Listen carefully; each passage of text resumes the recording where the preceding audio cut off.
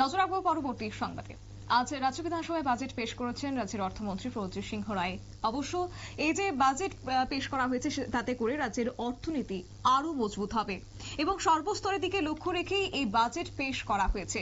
যে বক্তব্য কার্যত রেখেছেন রাজ্যের প্রাক্তন মুখ্যমন্ত্রী অর্থাৎ সাংসদ বিপ্লব কুমার দেব, কি বলছেন তিনি শুনুন। আজকের এই বিকশিত বাজেটের জন্য ত্রিপুরা রাজ্যের আদরণীয় মুখ্যমন্ত্রী ডক্টর মানিক সাহা,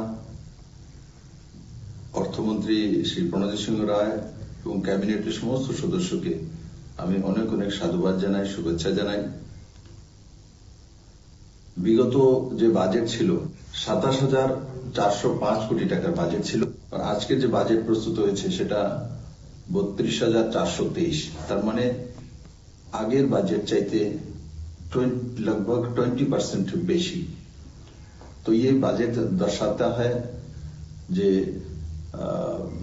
ত্রিপুরা রাজ্যের সার্বিক উন্নয়নের জন্য, বিকশিত ত্রিপুরা নির্মাণের জন্য ডক্টর মানিক সাহা নেতৃত্বে যেভাবে ক্যাবিনেটের সদস্যরা কাজ করছে তারই বহিঃপ্রকাশ এই বাজেট হয়েছে।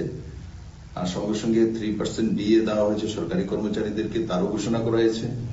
ত্রিপুরাতে বড় মাত্রায় সরকারি কর্মচারী রয়েছে, এরা যখন লাভান্বিত হয় সে টাকাটা বাজারে আসে, আমাদের কাছেও পৌঁছায় কোনো না কোনো ভাবে। স্বাভাবিকভাবে এতে ত্রিপুরার মানুষ উপকৃত হবে। বাজেট এক সকারাত্মক বাজেট, আর অন্তিম জন থেকে নিয়ে মধ্যমবর্গীয় সব দিকেই নজর রেখে বাজেটকে প্রস্তুত করা হয়েছে। এই বাজেট নিশ্চিত ত্রিপুরা রাজ্যের অর্থনীতিকে ত্বরান্বিত করবে, আরো শক্তিশালী করবে, নজওয়ানদেরকে রোজগার নিয়ে আসবে। আমি এই বাজেট প্রস্তুতের জন্য আবারও আদরণীয় মুখ্যমন্ত্রী এবং তার ক্যাবিনেটকে অনেক অনেক শুভেচ্ছা জানাই, ত্রিপুরাবাসীকেও সাধুবাদ জানাই। ধন্যবাদ।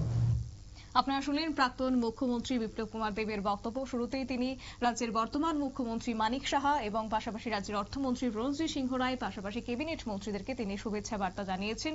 একই সঙ্গে এই বাজেট পেশ আগামী দিনে বিকশিত ত্রিপুরা গড়ার ক্ষেত্রে একটা যুগান্তকারী পদক্ষেপ রাখবে বলেও প্রাক্তন মুখ্যমন্ত্রী তথা সাংসদ বিপ্লব কুমার দেব তুলে ধরেছেন। নিয়ে নিচ্ছে ছোট্ট একটি বিজ্ঞাপন বিরতি, সঙ্গে থাকুন।